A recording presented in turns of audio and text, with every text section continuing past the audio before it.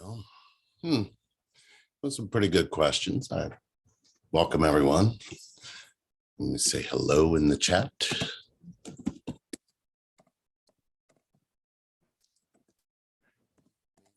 Live.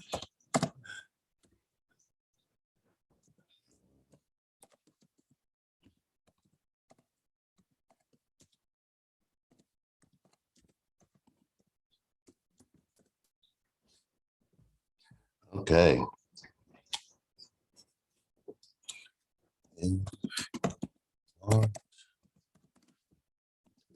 Join the discussion.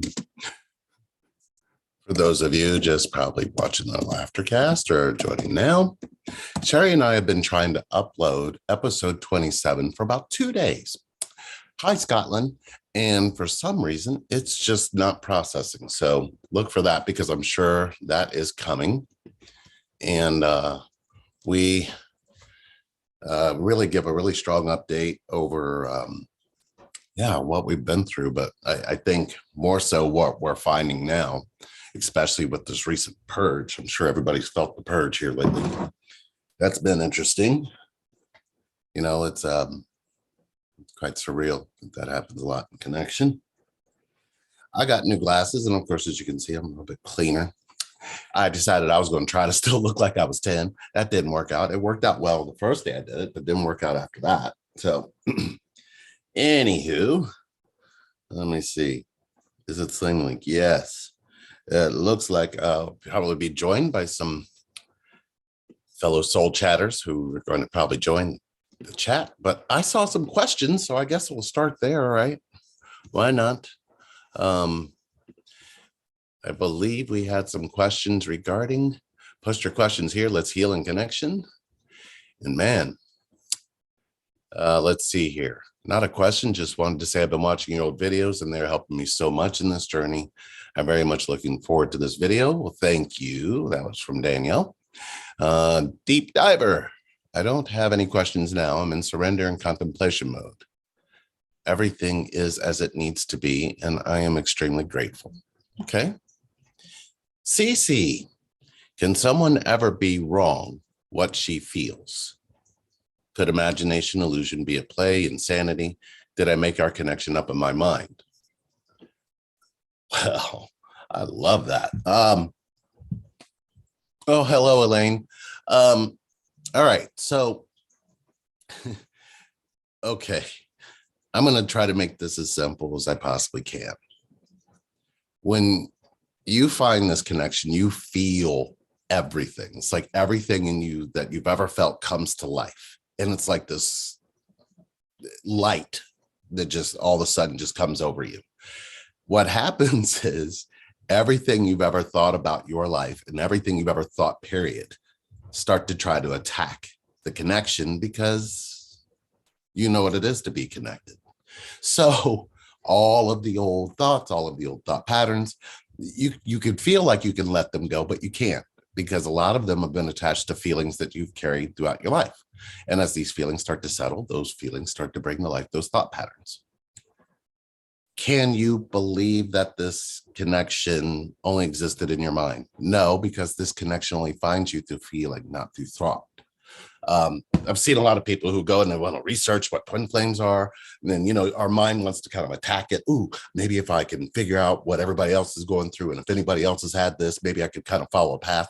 That's not what this connection is going to do for you. This connection is going to go, oh yeah, if you want to add what you find on the outside to this connection, okay, so be it. But we're going to give you a disconnect in the process. And that's where that comes from. Hello, Angela. Sylvia, hello. Oh yeah, YouTube is annoying. Yeah, I mean, it has its moments. I mean, let's face it, it is a connection device. You guys wouldn't have found us without that. Let's see. I'm going to admit Wendy.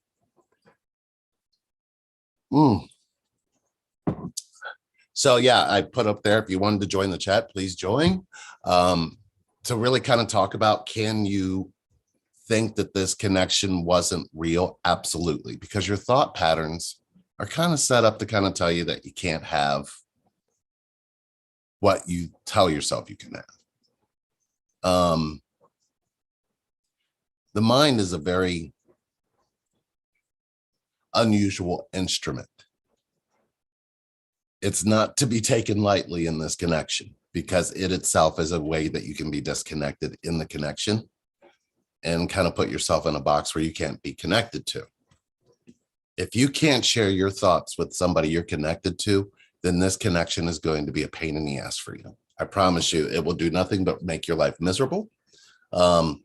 And I'm not saying that the mind is a bad thing. I believe you can use the mind, just don't let it use you. Oh, Sylvia, absolutely. If you want to come on, join. Maura, if you want to join. Good evening, Maura. Good to see you. I know that Ron, I think, is going to be joining. He said he was going to find the link, and I believe I did hear from Omar. He may be joining. Clinton may be joining. So we'll see. Yeah, we've been trying to upload episode 27.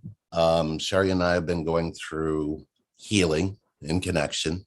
You know, you think about what we just kind of came through, and there's also that reconnect phase, but there's also the disconnect from the reconnect phase. I have to I've been slowly but surely bringing the hurt from the experience into the connection so we can heal it together. I'm not good at it. Nobody ever is good at bringing hurt to someone you're connected to. Most cases, we have to hide it, and we don't realize that that rejects the person we're connected to. Yeah, I know. I said it again. Okay, wait. Yes, if you keep excluding your pain and your hurt in this connection, they are going to reject you the way you reject your pain and your hurt. Isn't that awesome? Come on, you guys. You have to admit, that's kind of cool. I mean, how else are you going to heal it if they don't keep bringing it up in front of you? Elaine, we have been together 6 years. Never knew about twin flames until this past Christmas. Went through a crisis, extreme jealousy, that bad that I went through a psychosis, found out about twin flames. It's kind of a really rough awakener, isn't it? Hi, Wendy. I don't know if you want to come on and talk. You can unmute your mic, or if you want to turn on your camera, it's up to you. If you want to post questions inside of the Zoom chat, feel free. Just gonna kind of flow for like an hour or so, and then I made this tasty, wonderful banana pudding for my Sherry. So I've got it in the refrigerator chilling. So I told her that I would spoon feed it to her tonight as we watch. I think we're going to watch the rest of this After series. I don't know if any of you have watched this yet, and we're kind of trying to decide whether it's twin flaming or not. There's an after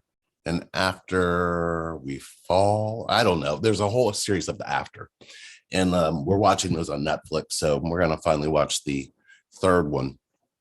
Yeah, we're really into that. We are still in the process of writing down the movies that we're going to talk about in the video that I think I've discussed before.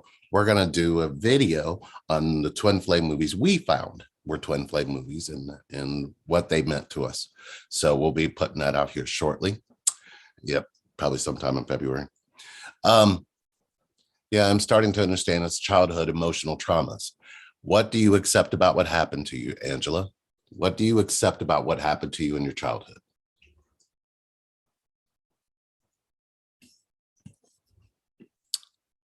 All right, still watching. Let's see.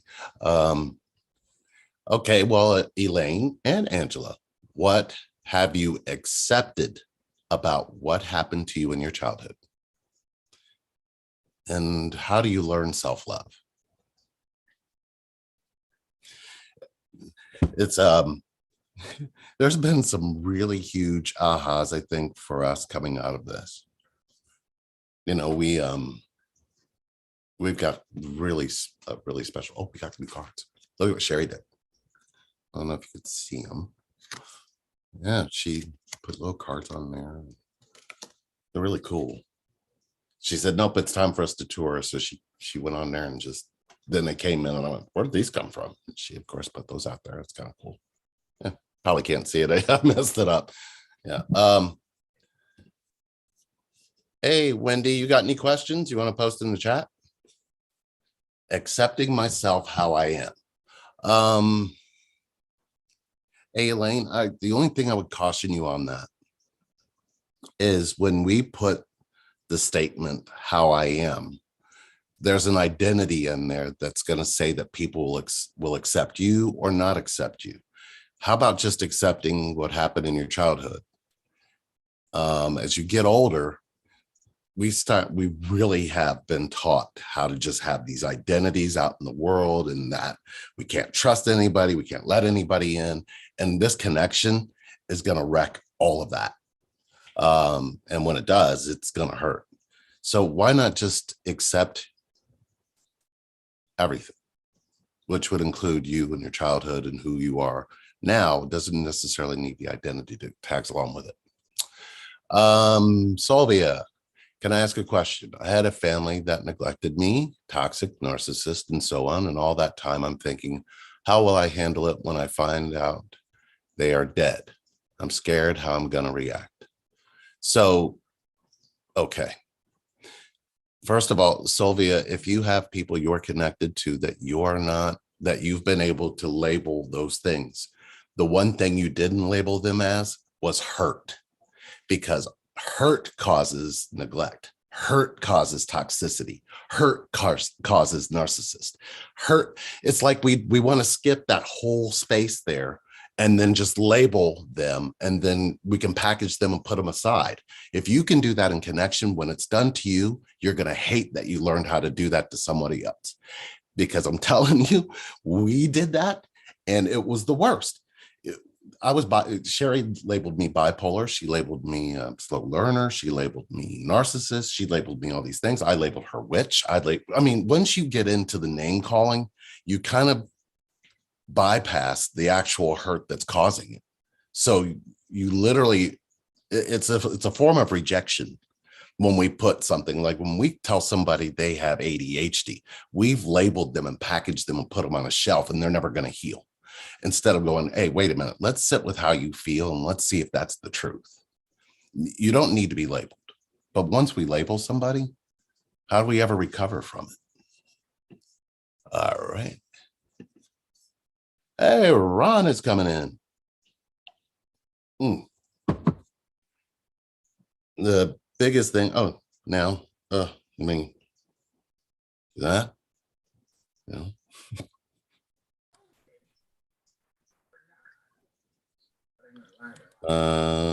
Hi, Ron. Hey, how's it going? All right. We were just talking about, toxicity and narcissism and, the things that kind of show up in your family. And once you label somebody like that in your family, you kind of have stopped their ability to heal, because the only reason they're that way is because they're hurt. You don't do all that crap because you're not hurt. Right? Right. So when somebody's that way, we have to label them that way, because we're trying to tell ourselves that their hurt invades my hurt and my hurt becomes null to their hurt. In other words, what we're really saying is, if I can label that person toxic, whatever hurt them that made them toxic is in an effect in you too. Oh, yeah. So if you just sat with your hurt and healed your hurt, how could you see them as toxic? Because you're still toxic. That's usually how that works, right? It's like the mirror effect. We don't expect everybody you meet is going to mirror something in you. Yeah. Everybody you'll meet on purpose is going to deflect something in you. Yep. Right? Right. And it's like, oh shit, what do I do with this? Well, what do? You heal from it, because nobody does that stuff on purpose. I'm kind of reading the chat.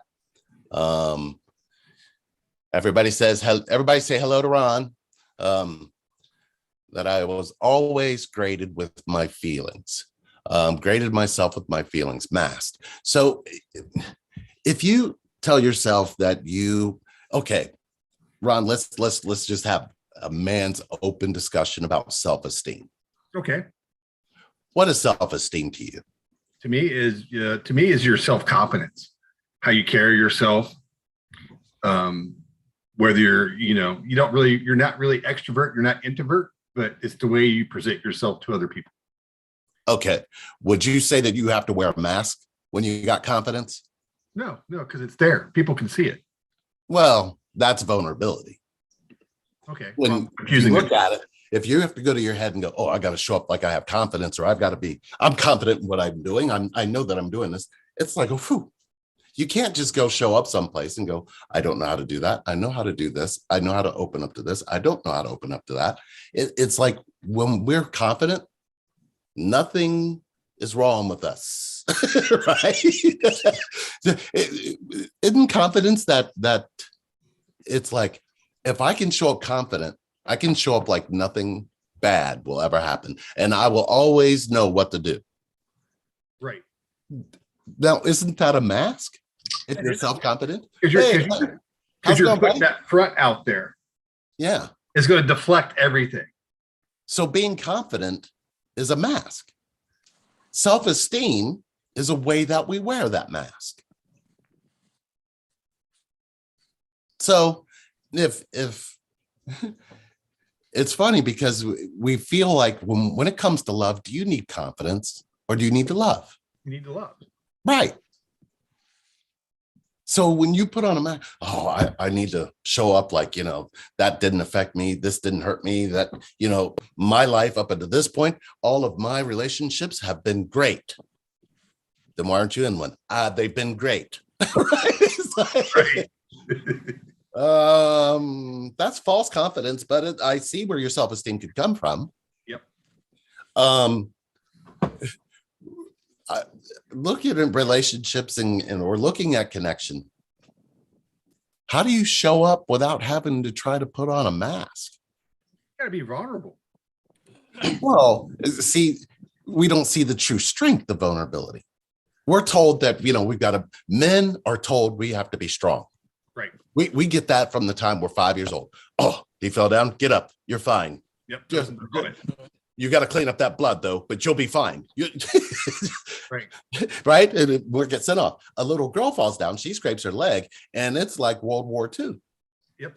Oh my God. Oh, She fell God. down. Come here. Oh, right. And they rub it and they do. It was funny because Sherry and I went and we were doing a lunch date and we're sitting there and we're just kind of talking to each other. But the gentlemen, there were some older gentlemen, probably in their 70s and 80s at a table next to us.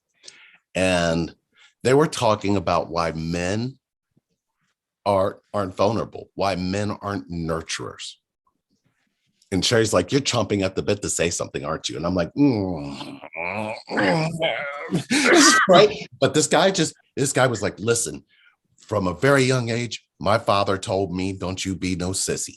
And I was like, whoa, okay. So what does being a sissy mean to a 10-year-old boy? It means don't be vulnerable. Yeah. Right. Does that make sense, Clinton? Yeah. It's like, So, that, don't you cry or I'll give you something to cry about. Now, I don't know a human being on the planet that has never heard that statement. Yeah. Yeah. When we're doing root camps, I look for that. I wait for that to show up because the moment I hear it, I know that that's where they learned how to stuff their emotions or actually reject their own emotions or reject how their own vulnerability. After you learn how to reject your own vulnerability, how can you love anyone? You don't, because you don't love yourself then. Hi, Amy. Hi, everyone. Everybody said hello, Ron, and everybody say hello to Amy and Clinton are now joining us. Let's see. Mara says makes perfect sense. It will be 6 years Friday and on 2/4 that my twin awakened me. There was nowhere to run, even though I still did until I turned inward. And when you turn inward, how did you stop running? That would be my question. Good one, Lee, about the mask. I'm now dealing with my emotions and self-esteem, doing creative art and wire wrapped jewelry. Okay, to go back to what I was talking about when it came to self-esteem. So Ron and I were talking about what self-esteem is, and it's a mask. It's a mask of confidence that you're going to wear for whoever you've got to interact with. Meanwhile, the real you is buried somewhere up underneath, which really you don't need confidence for. You need vulnerability for. People want authenticity, but we're all wearing a mask called self-esteem that's keeping us from it. You don't need self-esteem. You'll never be loved for your self-esteem. Will you?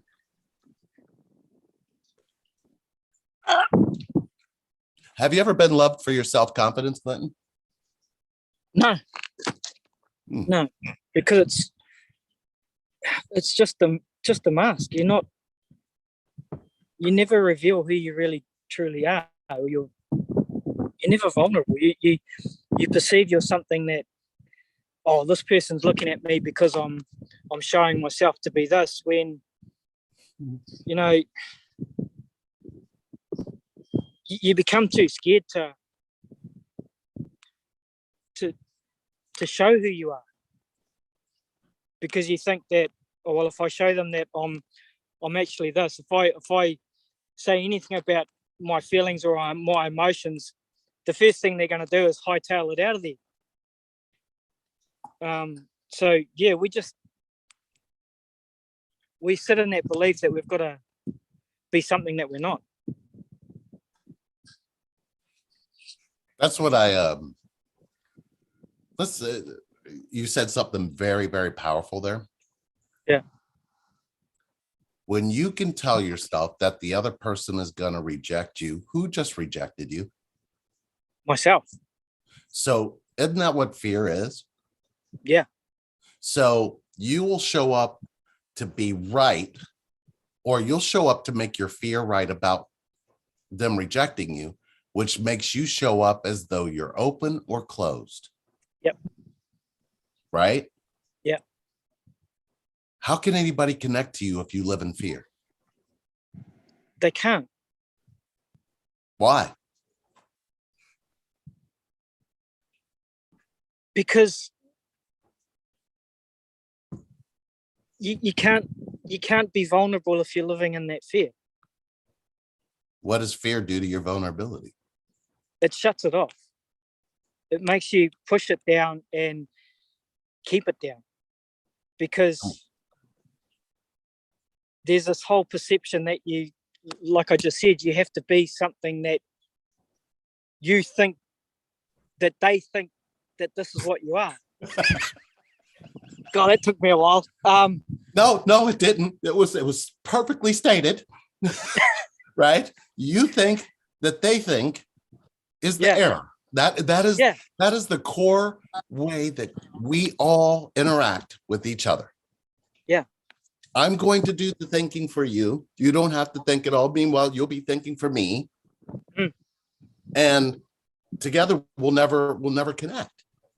Yeah. So if you know that your fear is the issue, how do you love yourself in your fear? You don't. We think we do, but we don't. Well, can you love yourself in your fear? Yeah, you can. What happens to the fear when you love yourself in it? It dissipates. It transmutes.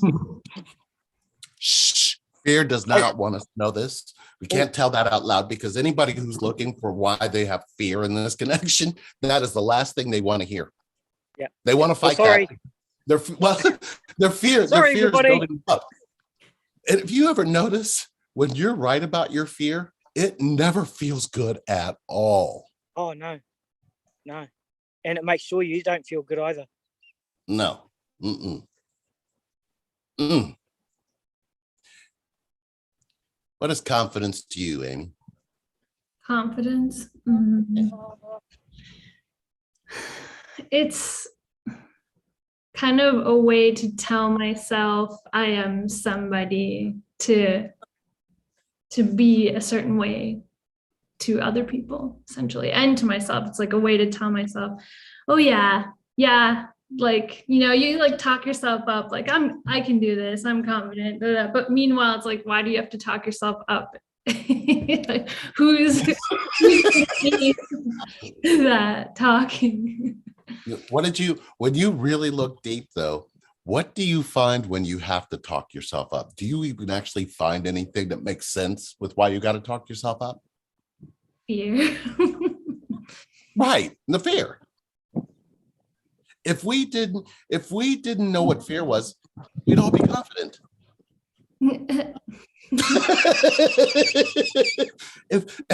If we didn't know what confidence was, we wouldn't have fear.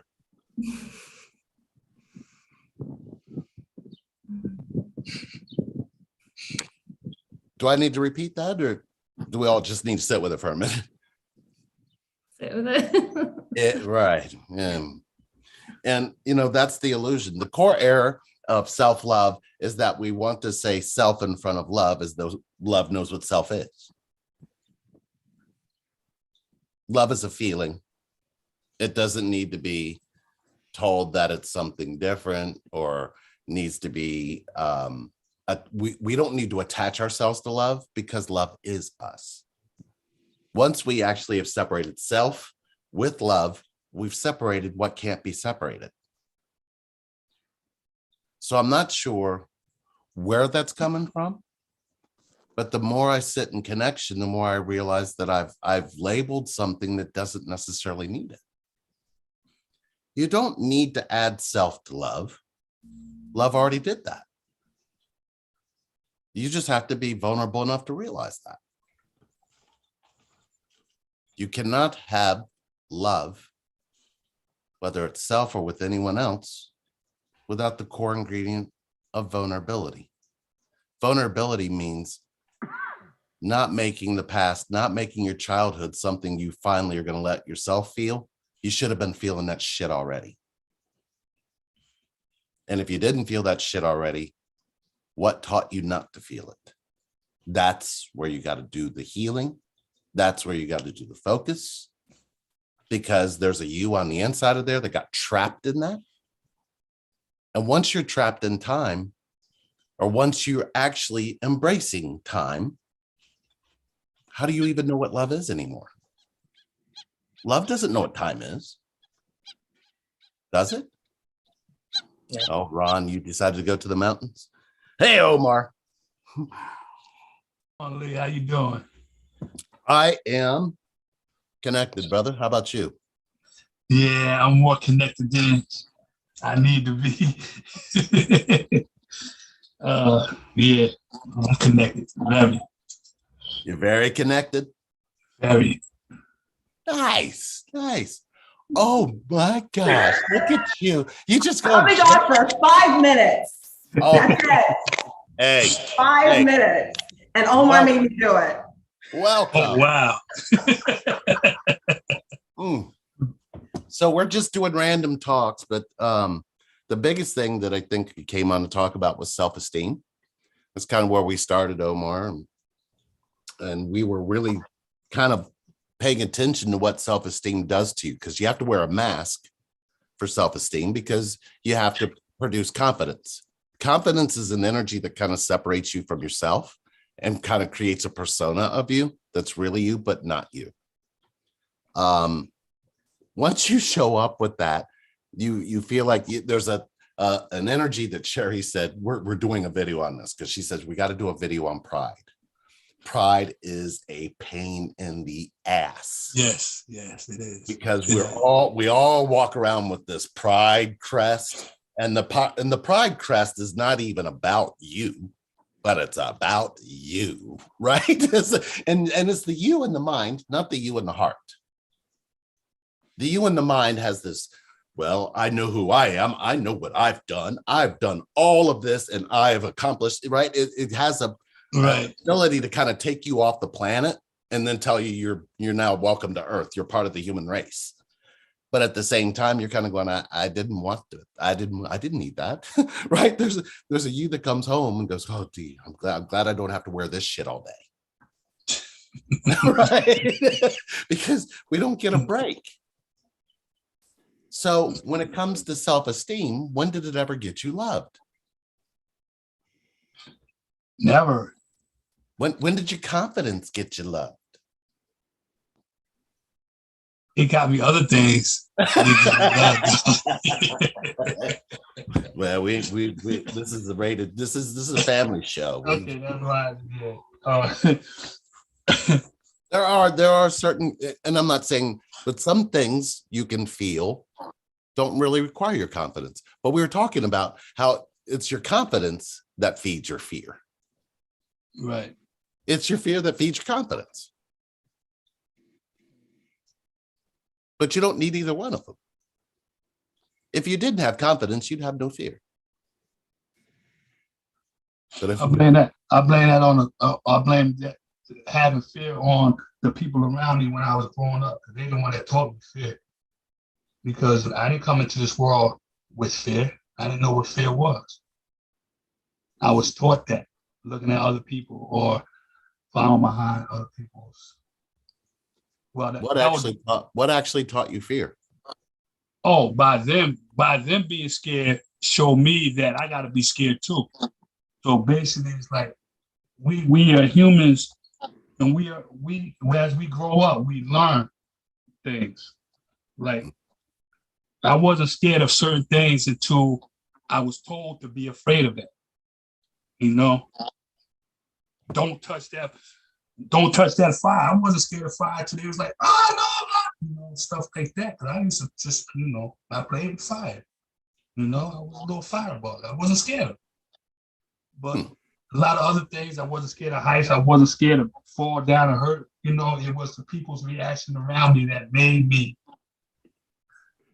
understand what scared was. Are fear and being scared the same thing to you?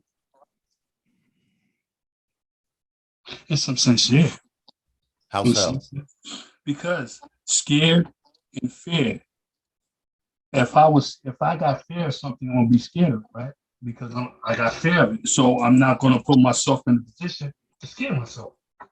You know, this is it's like it's a double thing. It's similar but not always, you know, together. Okay.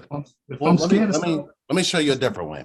Let me show you a different way because I experience them as two different things. Let's say all 7 of us are out in the woods and we all see a bear coming at us. Now, I'm not going to have fear. I'm going to be scared and I'm just going to take off running. Whether you follow me because you're going to sit there and have fear and go, well, the bear probably could get one of them before it gets me. That sounds like fear. If you're scared, you're going to run. But if you have fear, you're going to sit and have a thought pattern about what could actually take place and how. Not necessarily, because fear can freeze you too. Say again? Fear can freeze you too. Because you say, if you got fear, you just going to take off and run. No, I know people that got scared and just was frozen. Like. Well, okay. I could see that. But let's say you're getting ready to touch the hot stove, right? Mm-hmm. You won't go touch the hot stove because you know it's hot. But, you know, you ever gone to a stove, not sure if it's on or not, and just did one of those, right? Just barely touched it. Because there's a greater intelligence in you that knows that if I touch that and I keep my hand on it too long, I'm going to get really burned. But if I could just get close enough to know if it's hot, that's kind of how but if I'm thinking in my mind, if I lay my hand on there, I'll probably get burned and I'll probably need to go to I'm telling myself a whole story about something would be fear. Being scared is I don't have time to think. I need reaction. That's scared to me. Scared is more of a feeling and a response. A fight or flight response. That's basically what fear is. Fight. Either you're going to fight or you're going to flee. So it's like that kind of response. But just like I was saying, when I was little, I never went through that process of, you know, the mindset if it's going to be hot. There was no scare, there was no fear, no fright, there was nothing there. I just did it. You understand? Until I learned what it did. And then it was like, oh, if I touch this, I'm gonna burn myself, you know. But before all that, I wasn't scared of it because I didn't know. You understand? I didn't have that fear of fire or anything hot at the time because I didn't know. You know. So you're saying once you knew there was a thing called learning, what did that do for your innocence? What did that do for my innocence? You're welcome. I'm still innocent. I don't know what you're talking about. Slow down, Omar. I want you to swallow that for a minute. because we all have this ability to learn. But what does that do for your innocence?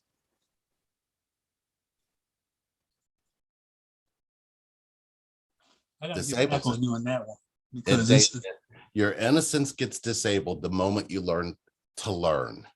So what happens is when we came to this planet, like you said, innocent without fear. right. So your innocence gave you the ability to explore. Your innocence gave you the ability to, if you needed a hug, you could ask for it. If you needed somebody to be there for you, you would open up and do it. Once you learned, what happened to your innocence? Because you could walk up to your mom, and if she was in a bad mood and she said, I ain't gonna hug you, get out of my face, right? You didn't go back and attempt to try that again because you just learned that mom could reject you. Now your innocence would go, mommy's not in a good space. I'll come back later. Learning says, don't you come back in that room, right? That's what I'm pointing to is the way that we get disconnected from. And once we learn learning, what happens to our innocence?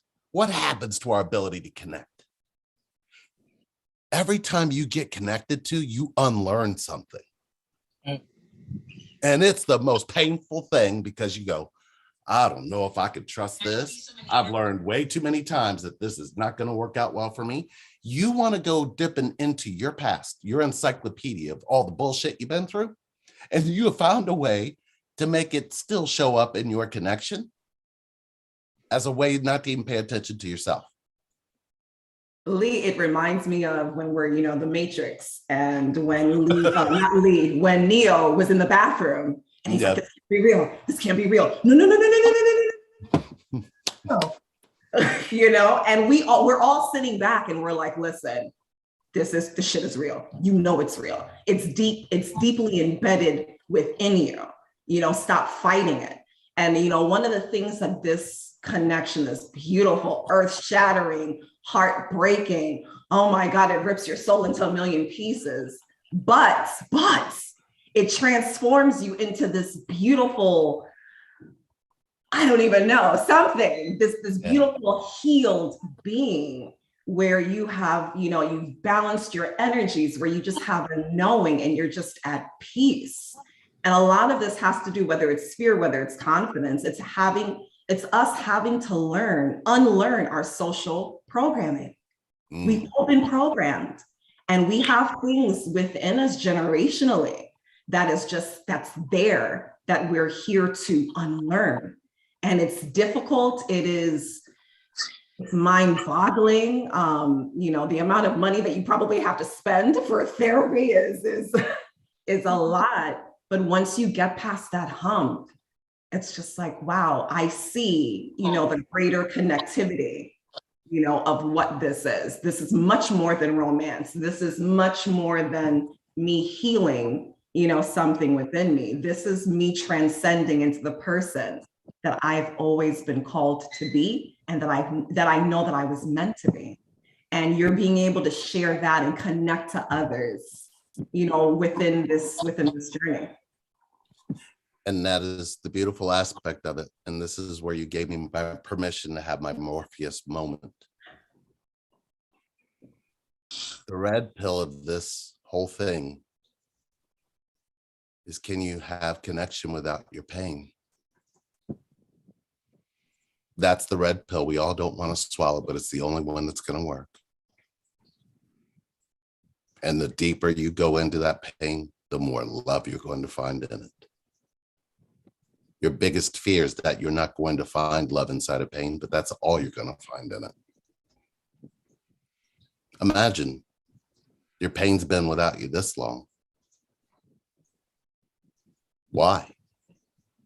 What was the purpose of teaching you to run from your pain? What was the purpose of telling you you can't hurt? What was the purpose of telling you you're not allowed to share your hurt? We would be in a connected world if we all understood that we all have one thing in common. We run from our pain. What happens when we stop? You'll see a birth and connection that is unlike anything else. That's the matrix we all don't want to run into, but it's the only one that's going to work in the end. You return back to connection through that same threshold of pain. So why not go there now? It's not going to kill you. It's going to birth you. Don't believe in death. Believe in birth. Hell, that's how you got here. You're just going to be birthing into something else when you leave here. Why didn't you get to believe that instead of what we were taught? It's interesting. When you go inside of your pain, all of your wisdom and all of your knowledge and all of your knowing is on the inside of it. And your connection, any connection, has been trying to tell you that. Whether it's your parents, whether it's your twin flame, whether it's a soulmate, whether it's your husband, whether it's your wife, all of these connections. Children are the closest to pain. They give two shits about pain. They watch you. They learn from us parents, or even as kids, we watched our parents disassociate from pain. It's the one thing, it's the one hidden thing we all keep learning. And the one hidden thing that once we actually choose it, we actually get to have connection. So when's the last time you actually connected to the you inside of your pain and said, you know what? I'm not disconnecting from you anymore. Now what? Most people, oh, I don't know. How long, what do I do after that? They're looking for the story about what you're supposed to do after you connect to your pain. Or the easiest way to say that is, I don't know how. Sit in your feelings and just let yourself feel everything that you've put away and never let anybody be a part of, just everything. Because you have to remember, when you say you stuff stuff down in your life, or you put your feelings aside for somebody, they're waiting for you.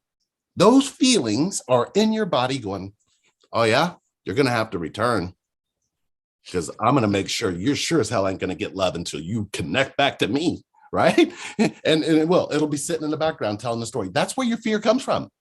Your fear comes from the hurt that you stuffed, or the pain that you don't want to connect to. That's what's whispering this to you. It's saying, oh, I bet you for sure they're going to hurt you. They're probably not going to accept this about you. Your emotions aren't important to them.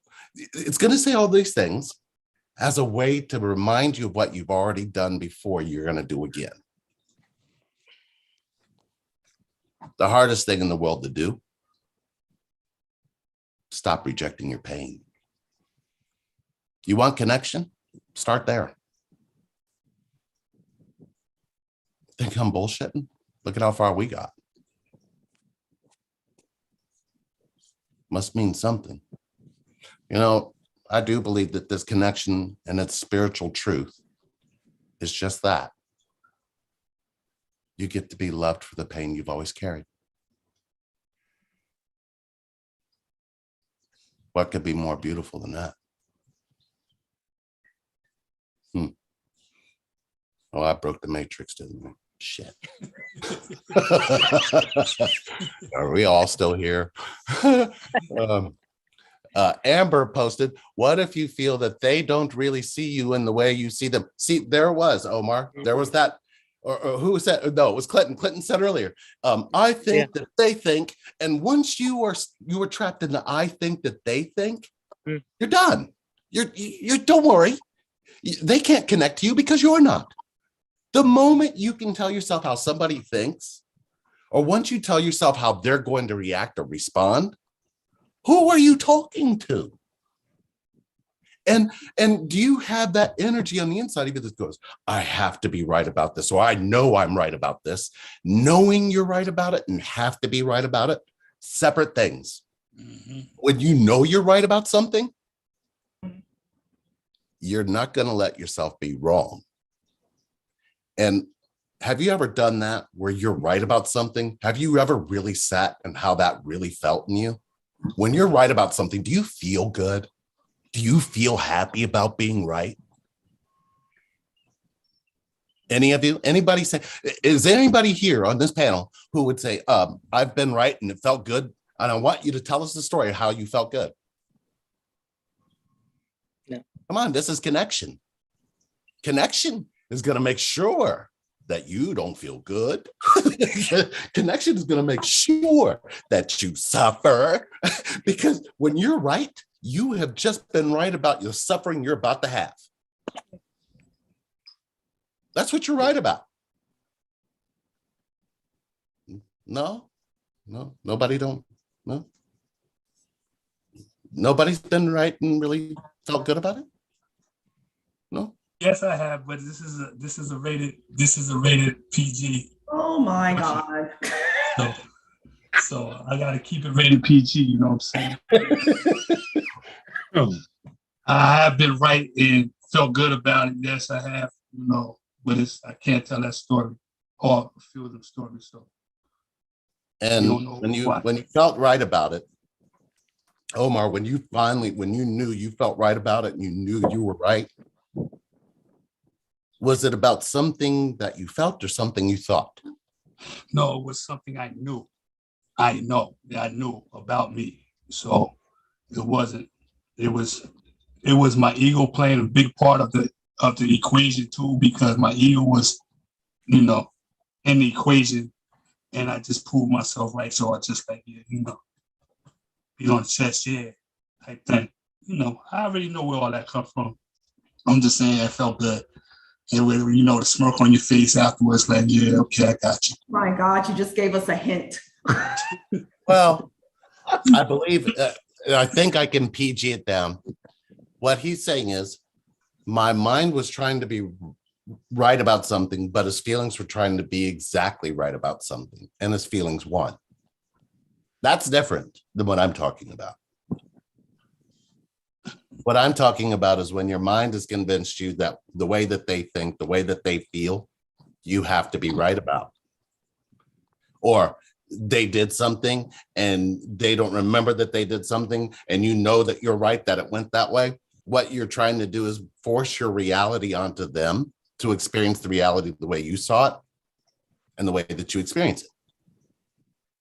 How's that ever made anyone right?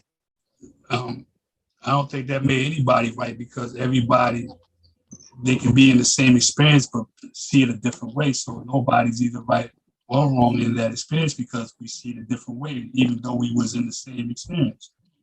So I don't see no way I can feel good about that, because you see it a different way from the way I see it. And we was both at the same, or did the same thing. So it's like, you know, your reality is your reality, just like my reality is my reality. And I'm always going to see something different from how it is. Everybody in this panel right now can see the same thing, but each and every one of us going to tell a different story of how they see it. So I can't say that I felt good about it, because, you know, my learning and understanding of situations is a lot different than what it has been. So I can't say I feel good about it, because I know somebody else seen it a different way. That makes sense, you know. Yeah, absolutely. We do have Angela posted, my mom passed away August 5th, so let's send her some loving energy right now. Sorry to hear that, Angela. It's hard to lose a woman you're connected from and then feel that connection someplace else, but know that you can still feel that within yourself. Half of your heart came from your mom, which is still here. So make sure that you're staying connected to her through that. And anything that you knew that she needed to complete while she was here, that will show up too. So sending prayers to you, Angela.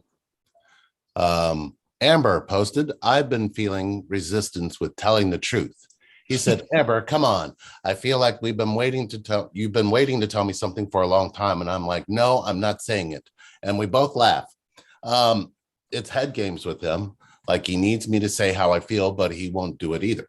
So has anybody in the panel had that? Somebody that they knew could feel the connection, but you knew they weren't opening up and saying they could feel it like you felt it? Mm-hmm. Has anybody here done that? Yeah. Yeah. Mm-hmm. Okay. Yeah. When that happens, you go to your head and you're trying to have a dialogue about Mhm. Should I say something because they're not going to say something? Mhm. Should I, if I put myself out there and then they don't show up, then I'm going to be hurt. Yeah. That's kind of what we're talking about. That's what I'm saying. You're going to be right. Mhm.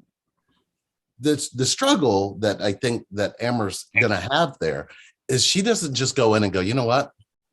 Can we just have an open conversation heart to heart? Because my heart wants to speak some truth. And it's a scary moment if you embrace the moment and just let yourself be scared and say what you got to say. But Lee, it is such a freeing moment. And once you get past that fear, because if you have an expectation for them to say something, it's not about them. It's about you owning and sitting within your truth. And if this is your truth and this is the way that you feel, that's all that matters. And, you know, one thing that we discussed a lot through our root camp was how you feel is really important. And oftentimes within this connection, it's not necessarily about how we feel. We need to make sure that the other person feels the same way. And we need to do this, and you know what's going on with them, and why am I not feeling them? Why am I feeling them? And it's back and forth, this internal dialogue in your head that honestly just needs to end. And you just really need to connect with yourself. So to Amber, you expressing yourself is not really about that other person. It's about you owning your truth and you being able to finally accept it. We cannot express what we cannot accept. I can't tell you that I'm connected to you. I can't tell you that I feel a certain way until I'm able to actually embody all of those things. And at the end of the day, it's not going to matter whether you say something or you don't. It does not change the way that I feel. It doesn't change the fact that we're connected at all. Here's the deeper part of where you could go, even in that connection, when you look at the roots, right?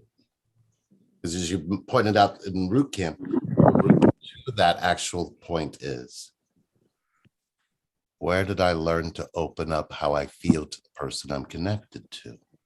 And what the bottleneck is going to be where it didn't happen, and what you did with your feelings when it didn't happen. That's how you're going to show up to them. So basically, you need to teach them that your feelings matter in a space where you never were taught to do that. And it's a struggle, because name one parent you could go to and go, here's how I feel. And they go, I accept that. Even your mind wants to make that into some kind of puzzle where neither one of them would do it. Neither one of them are going to show up for me if I do that. And once you do that, you don't even hear the part where you're saying, oh, my mom would never. I've seen people do this. They get so, no, you don't know my mom. You don't know my dad. And I'm looking at them going, yeah, I'm meeting them right now for the very first time, because guess where they're showing up now? They're showing up in you. Over a period of time, you've allowed that. And you made your feelings not matter. They didn't. And you're still doing it. And you're going, well, I just know how they, or they're just too old to get. And I'm looking at them going, okay, your mind has convinced you that your feelings don't matter based on what your parents did to you when? 1978, right? It's like, okay. So, okay. Oh, well, then 1992 too. Okay. So as you start hearing that there's a dialogue of times that things have happened, the succession of time isn't about your feelings. Your feelings are more important than time. But guess what we've done? We've made our feelings less important than time. And then when we meet somebody and all those feelings are there, we start going, nope, don't let them out. Nope. Be cool. Nope. You can't act like you're excited to see them. No, just here they come. Shake it off. Shake it off. Get it? Yep, there they are. Mm-hmm. Hi, how are you? I mean, we act all calm. Yeah. But on the inside, we wanted to run up, jump up, grab them, kiss them, throw them down. I mean, there's some shit that goes through us. And we're sitting there going, I'm going to hold this back. I hope they don't reject me. Meanwhile, we're rejecting ourselves on the inside, teaching them. Right. That's what the fuck we're doing. We're, yeah, I'm not going to jump up and show you that I've really missed you and I really wanted to kiss you and I really want to hold your hand and I really want to look in your eyes, and I'm not going to do that. And we want them to not reject us, but that's what we're doing to ourselves.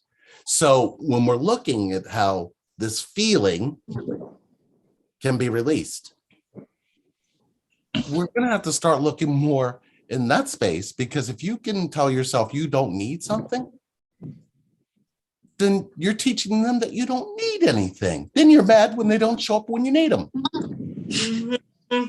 Stop doing that. That shit is, don't do that. Believe me, I'm deep in this. And she's looking at me and she's going, where in the hell are you? And I go, what are you talking about?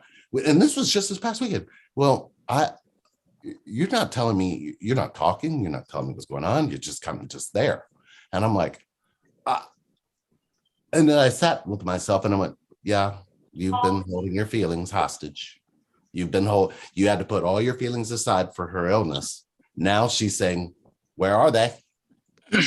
We can't move until you bring them out. And I'm, oh shit, right? So you don't really know where your disconnect's going to be found, but the fact that you can actually let them out and be met, that's your fear. Your fear is that they'll meet your feelings. Oh, if they show up and we fall in love, then what? That's the fear. The fear is that then what? Not that they're going to fall in love with you. How long can you hold on to it? That's what your fear is, that they're going to show up every day of your life and you're not going to know what to do. Because you've been rejecting your feelings for your whole life and you don't. Oh, Amy, it's so enlightening when you realize it. You're like, Yeah. oh, you mean the reason they're not with me is because I know how to reject my feelings daily? Yeah. And we're so used to making it about them, making everything about them. And I think the scariest part of this connection is make it that it is about you. And when you finally choose you instead of the expectation, like when you choose you and you say and express yourself, your needs have been met. That's the illusion. Like they are gonna either meet my expectations or not. But when you've already done that and you've let yourself out, then it's like, oh, I just walked into my own fear and there it is. What is it? Like, and then you realize that it's really not a fear, and all of these things that you've been holding within you, you begin to question and you ask yourself, why? Wow, that was really easy. They sat down and they accepted what it is that I said. Like, you have this internal dialogue in your head, like it's going to go like this, it's going to go like this. And all that we're projecting within our minds, all of this mind noise, all of these things don't even come to fruition. Yeah. The tricky part of that is when you have the expectations, you get the opposite. We talked about that already. Me and the individual, we talked about that. It's like, it's always whatever you expect. What you didn't expect always smack the cornflakes out you know what I'm saying? Because you expected things to go just like Luan said, it's a mind thing, everything in your mind. Well, this is, you have that dialogue and expect this. And hey, Omar, that's funny. If you want to do something really interesting and really cool, walk up to somebody who has their shit together and ask them this one simple thing. I've tried it, and trust me, it's the interesting thing you've ever seen happen to a man or a woman. Is you just go, does your mind actually accept how you feel? look at me like crazy. They'll go, what? And this is funny. They'll have these movements that can tell you how much they've stuffed over a period of time. I'm gonna try that tomorrow. Just random. It can be a random stranger even. No, I'm gonna try that. And it's so my closest friends, I'm just gonna go up to them and just ask them that question, and just have my camera and just take pictures of their reaction, because I know this gonna be like, I already know what it's gonna be, because a lot of people is not in contact with their feelings. They not. No. Well, they're in contact. Their mind is just finding ways to shovel their shit. Yeah. So, I mean, my mind can take my feelings. And Sherry said, how did you get through all of it? And I said, I just felt everything. I let myself feel it fully. And she said, in your mind? I said, it was like it would say stuff, but I couldn't really hear it anymore. My feelings were so strong. It kind of makes it sound like blah, blah, blah, blah. It sounds like the teacher from Charlie Brown, right? Uh-huh. Wah, wah, wah, wah, wah, wah. It sounded like that. And when we were going through that for the last 2 years, and she's like, so she's been looking through some of the videos and the stuff that we did, and she's been looking at some of the soul chats. She's like, you're really feeling everything. I said, absolutely, because I knew if something did happen and you went, I was coming right behind you, and I wanted them to have the information to get further.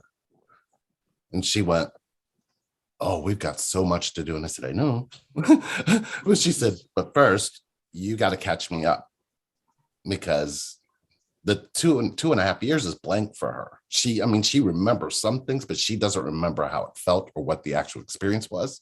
And it was like, and I said, I don't know if I can give you that. Because I've held on to it, and I want you to sit in it with me, but I don't want you to hear the dialogue that has to come with it, because sitting in it's what's going to heal it. The dialogue is going to prevent it from being healed. Your mind won't let you heal. It just wasn't trained to do that. Yeah. You know, your mind wants to make the connection into an illusion. Your mind wants to make your pain into an illusion. It wants to make everything not real. But everything you feel is real. And you got to trust that. Let's see if we have one more question you can throw at us. Let's see what's going on over here in YouTube world. My twin is pissing me off all the time. He is so stubborn. So Sylvia, when you have a stubborn, how do you accept when your twin is stubborn? How are you accepting how it feels? Because the moment you accept how it feels, will he be stubborn anymore? What could be stubborn is the feeling. So I don't care. I want to say something. I'm going to say it. I don't care what he wants. It's interesting. I have food. Who is that? Yeah.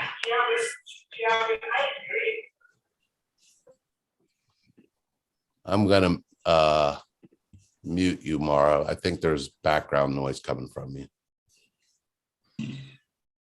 All right. Thank you. Let me go back to YouTube here. See, once you accept yourself because you see something you don't like in the twin, will that thing disappear from your twin? Okay.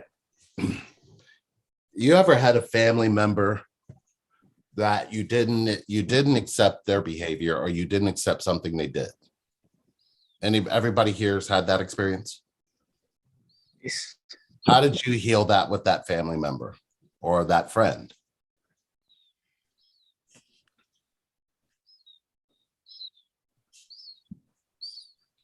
You asking for a response? Yeah. Okay. Something a friend or a family member.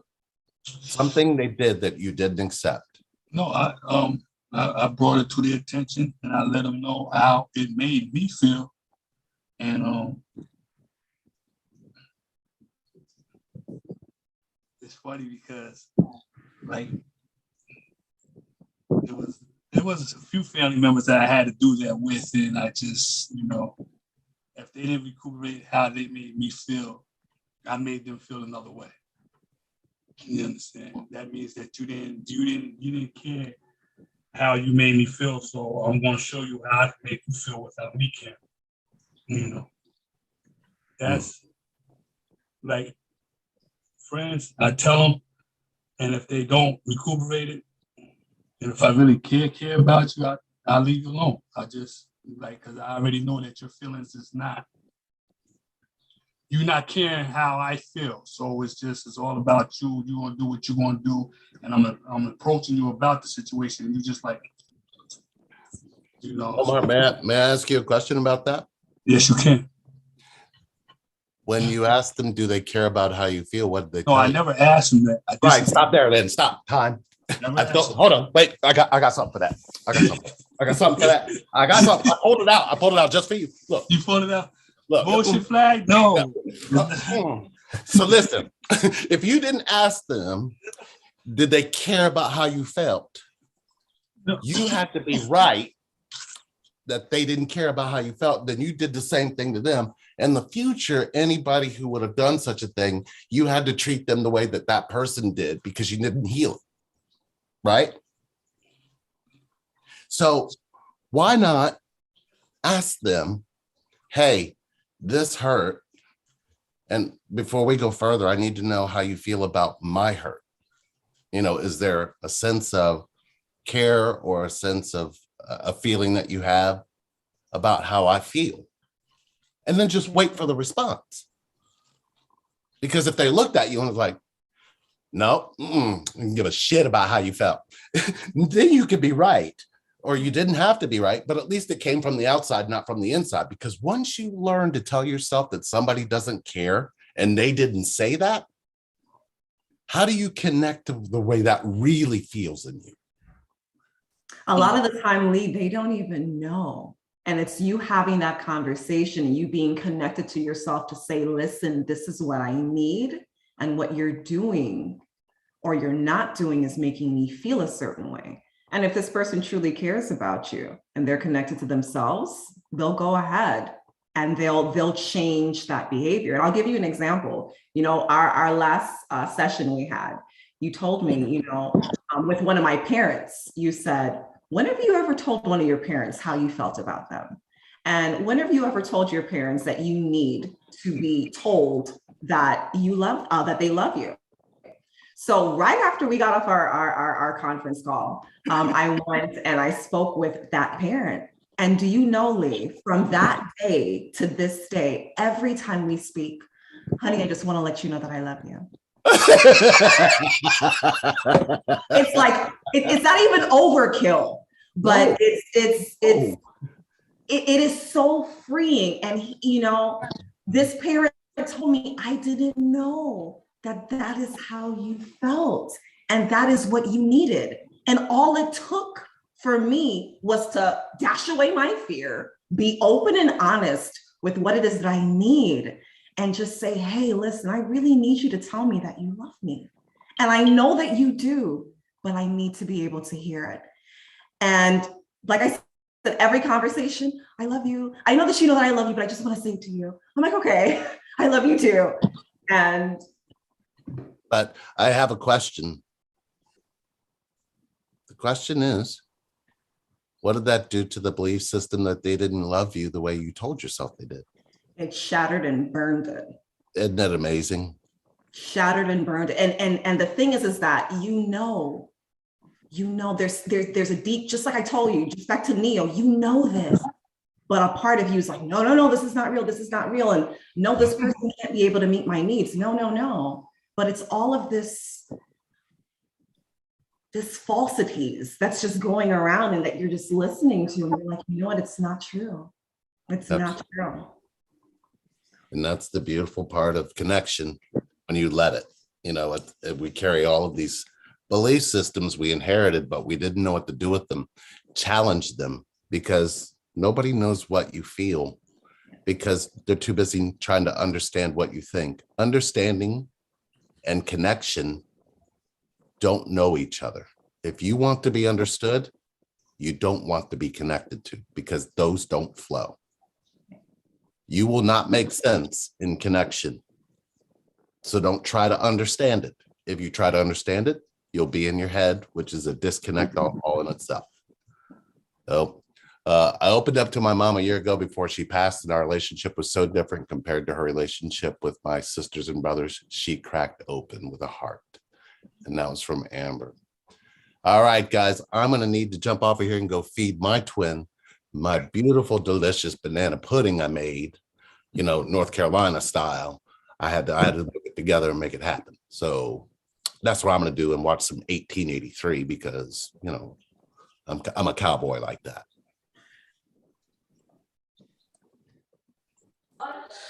Thank you. This was really helpful. Oh, awesome. Thank you so much. I realized like a lot of stuff came to light tonight. Mm-hmm. Awesome.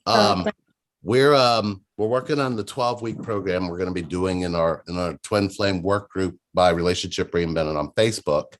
We're going to be doing another round of I'm doing the 5 for 500, and we did trust last month. This month is belief. So we're doing the 5 for 500 through February 28th. It's not a leap year, right? We're doing that for belief. It's 5 30-minute 500. If you want to sign up, get signed up. Let's get it done. We do have some limited spaces there, but if you jump in there, you'll be fine. You can heal, but not without connection. And you can only heal with the truth. And if you don't know the truth in you, one thing you'll know for sure, if you're telling people you're standing in your truth, you're probably not. The truth doesn't need you to tell anybody where you stand. Keep that in mind and keep that in your heart.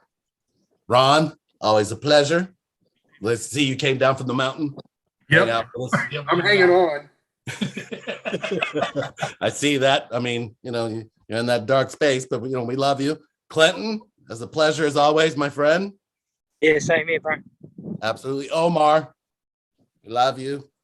Love you too, bro. And I'll tell you what, why don't you guys, if you guys want to mention where you guys can be located, just in case anybody wants to email you from the video.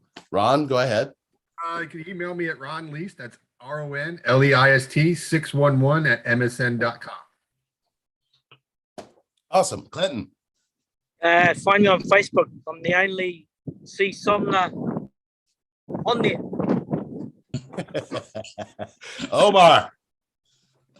Well, you can find me on Facebook, Omar Travis. You can find me on Instagram as Miso Solo. And you can find me in my email at latif737@gmail.com. Awesome. Amy. You can email me at amyfournier.connectionhealing@gmail.com. And my name is spelled on here, but AMYFOURNIER. Awesome. Lady, I think it's how you even posted it on here. That was awesome. How will they find you if they want to reach out to you? Wanda Bear. Oh my God. I am an illusion. So you can't find me because I'm not real. Right. So Okay. you can find me at Katricia Rossi at yahoo.com. KATRISHAROSSI@yahoo.com. Wonderful. And of course, I'm Lee of Lee and Sherry.